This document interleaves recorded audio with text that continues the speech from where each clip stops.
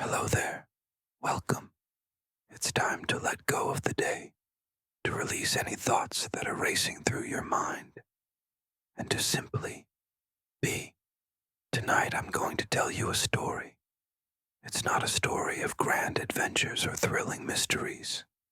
In fact, it's quite the opposite. It's a deliberately uneventful story, designed to be as uninteresting as possible, to give your mind a gentle, predictable path to follow, leading you softly into sleep. So, find a comfortable position. Let your body feel heavy and relaxed. Close your eyes and just listen to the sound of my voice. Our story begins in a quiet, little-known town, nestled in a valley where nothing much ever happened. The town was called Oakhaven. It wasn't on any major maps, and the main road that led to it was long and winding, discouraging all but the most determined of visitors, who were few and far between. In the center of Oakhaven was a small, unassuming town square. In the middle of the square stood a clock tower. This clock tower was the pride of the town, not for its beauty, for it was quite plain, but for its reliability. Every hour on the hour it would chime, not with a grand, melodic tune, but with a simple, singular, resonant bong. It was a sound so familiar to the townsfolk that they barely noticed it anymore. It was just a part of the background, like the rustling of leaves or the gentle flow of the nearby stream. Our main character, if you can call him that, is a man named Arthur.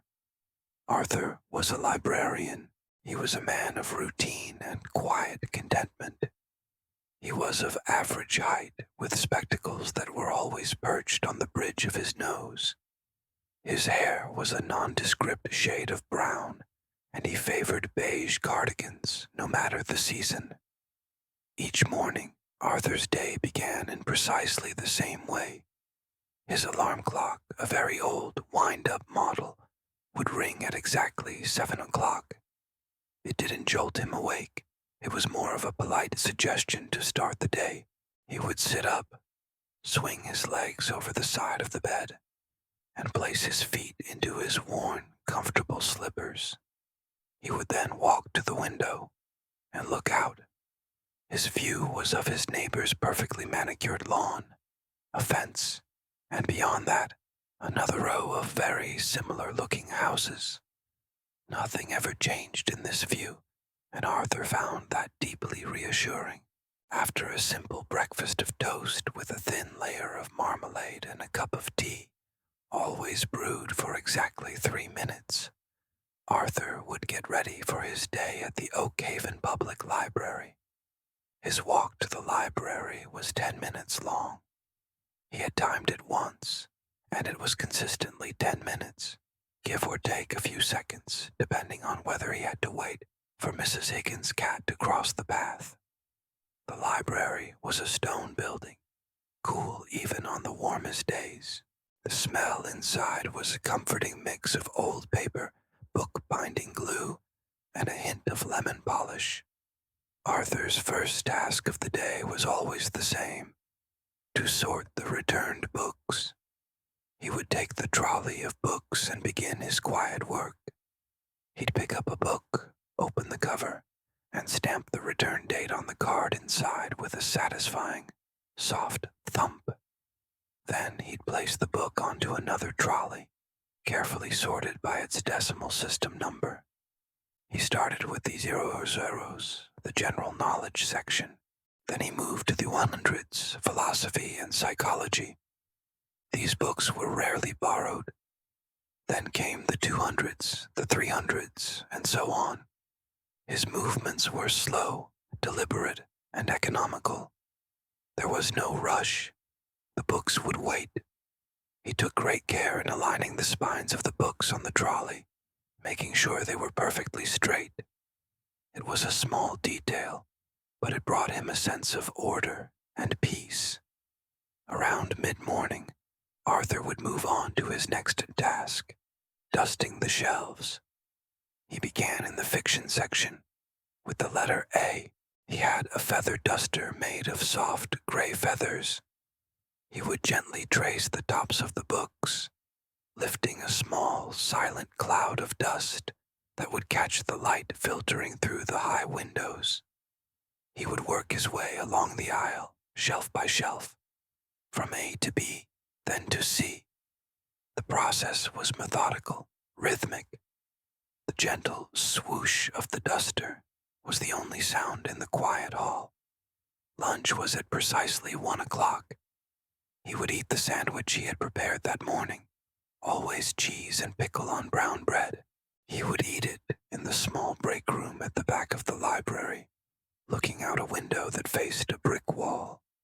Sometimes a little bit of ivy would grow on the wall, and Arthur would watch its slow, almost imperceptible progress over the weeks and months. It was a quiet kind of drama. After lunch, Arthur would spend the afternoon at the main desk, waiting to assist any patrons. But Oak Haven was a town of few readers, and the afternoons were often very, very quiet. He might check out a book or two. Someone might ask for a recommendation, and Arthur would suggest something reliable and calm, like a history of local agriculture or a guide to identifying common garden birds. He spent a lot of time just watching the dust motes dance in the sunbeams that slanted across the room. He watched the hands of the large clock on the wall tick forward, second by second. Each tick was a soft, steady beat, a rhythm for the slow afternoon. He wasn't bored. He was simply present. He noticed the way the light changed as the afternoon wore on, how the shadows grew longer, stretching from the legs of the tables and chairs across the polished wooden floor. At 5 o'clock, the town clock tower would chime 5 times, a signal that the day was drawing to a close. Arthur would begin his closing routine. He would walk through the aisles, ensuring all the books were tidy on their shelves. He would straighten the chairs, pushing them neatly under the tables. He would turn off the reading lamps one by one, each click echoing softly in the growing silence. His walk home was just as uneventful as his walk to the library, only now the light was softer, warmer. The shadows were long. He would arrive home, make a simple dinner, perhaps some soup and a bread roll, and then settle into his favorite armchair for the evening. He wouldn't watch television or listen to the radio. Instead, he would read. But he didn't read exciting novels. He read books about bookkeeping, or the history of button manufacturing, or manuals on how to repair small appliances. The words were plain, the sentences direct. There were no surprises. Tonight he was reading a book about the different types of soil found in the region. Clay, loam, sandy soil. He read about their composition, their water retention properties, their suitability for different types of plants. The text was dry, factual, and deeply, wonderfully uninteresting. His eyelids began to feel heavy. The words on the page started to blur just a little. He read the same sentence twice, then a third time, without really taking it in. The quiet of the house enveloped him. The only sound was the faint, distant ticking of the clock in the hall. It was a steady, soothing rhythm. Tick, tock, tick, tock. Just like the clock in the library.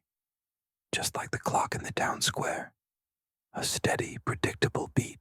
Arthur let the book rest on his lap. He closed his eyes.